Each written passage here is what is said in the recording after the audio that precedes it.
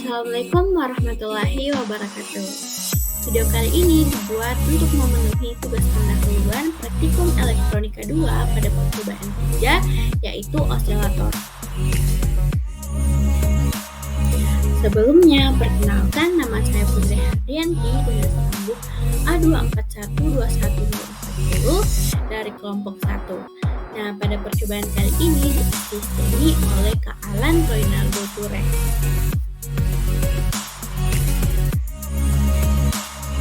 Apa sih osilator itu? Jadi, osilator adalah suatu alat gabungan dari elemen aktif dan pasif untuk menghasilkan bentuk gelombang sinusoidal atau bentuk gelombang periodik lainnya. Nah, osilator merupakan rangkaian yang dapat menghasilkan sinyal output tanpa adanya sebuah sinyal input yang diberikan.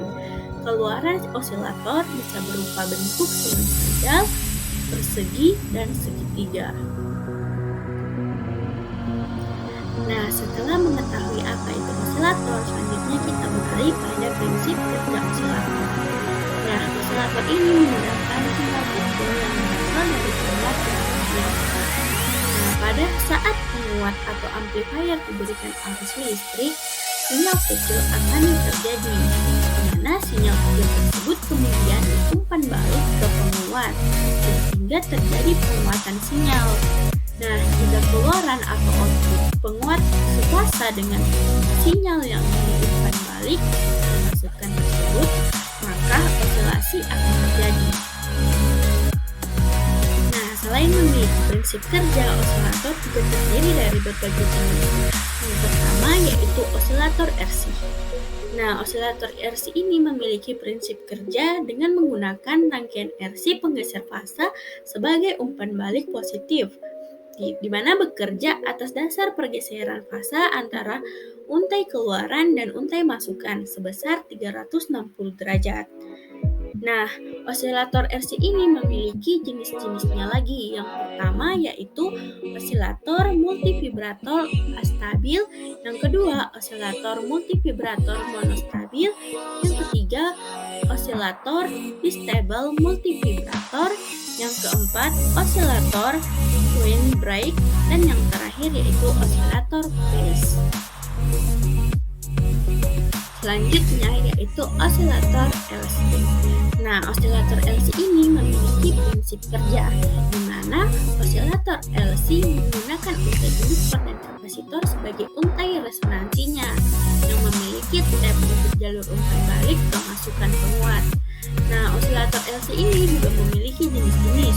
Yang pertama yaitu osilator Armstrong, yang kedua yaitu osilator Colpitts, dan yang ketiga yaitu osilator Hartley, yang keempat osilator Crystal, yang kelima osilator Pierce, dan yang terakhir yaitu osilator Clap. Nah, dan yang terakhir yaitu osilator relaksasi.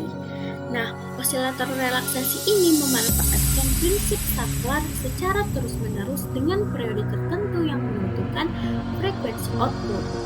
Nah, osilator relaksasi menghasilkan beberapa bentuk gelombang multiple, yaitu gelombang kotak, gelombang segitiga, pulsa, dan gigi frekuensi.